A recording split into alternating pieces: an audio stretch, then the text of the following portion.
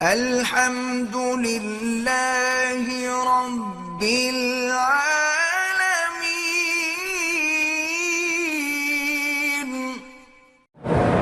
داڑھی رکھنا جو ہے یہ واجب ہے، اور یہ سنت الانبیاء والمرسلین ہے، یعنی ہر نبی کی سنت ہے۔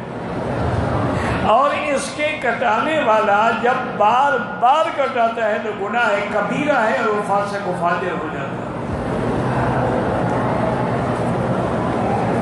اچھا، پوری تاریخ اٹھا کے دیکھ لیں، اللہ نے کوئی نبی بھیجا ہے جس کی داڑھی نہ ہو؟ کوئی صحابی، کوئی ولی، کوئی بزرگ، کوئی اللہ والے بغیر داڑھی کے ہیں؟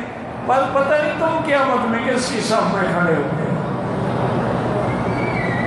اب خود سوچ لو کہ انبیاء، اولیاء سب داڑھی والے، اور ہر آدمی کو اسی سے اٹھایا جائے گا جس کی وہ شکل بناتا ہے۔ اس لیے توبہ کرو، استغفار کرو۔ اور ویسے بھی داڑھی جو ہے نا، یاد رکھو، یہ مرد کی علامت ہے۔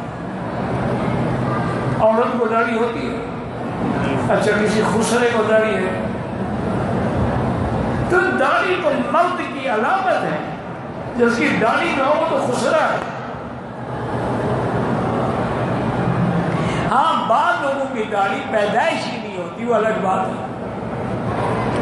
میرے گھر میں نا اتفاقی ہے، اللہ پاک اتفاق عطا فرمائے۔ یا ذا الجلال والاکرام، یا ذا الجلال والاکرام، یا ذا الجلال والاکرام اللہ کا نام ہے۔ یہ کثرت سے پڑھ کے دعا کیا کرو کہ اللہم الف بین قلوبنا واصلح ذات بیننا۔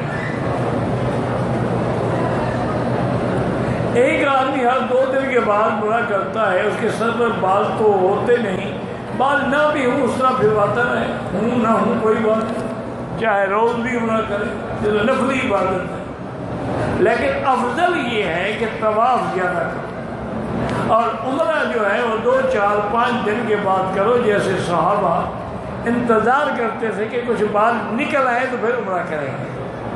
اس لیے افضل یہی ہے کہ طواف زیادہ کرو۔ واللہ اعلم۔ کہ میری نئی بہن دعا کریں، 7 سال ہو گئے ہیں، اولاد ہیں، بھئی اس اپنی بہن کا علاج بھی کراؤ، چیک اپ بھی کراؤ، میاں بیوی دونوں کی۔ ہو سکتا ہے خامد میں نقص ہو اور تم اپنی بہن کو روتے رہو۔ جس میں نقص ہو اس کا علاج بھی کراؤ، اور سورۃ یوسف پڑھ کے اولاد کے لیے دعا بھی کیا۔ میری لڑکی دماغ کی کمزور ہے، بہرحال اللہ کا نام ہے یا قوی یا متین، یا قوی یا متین، اس کے سر پہ ہاتھ رکھ کے پڑھا کریں۔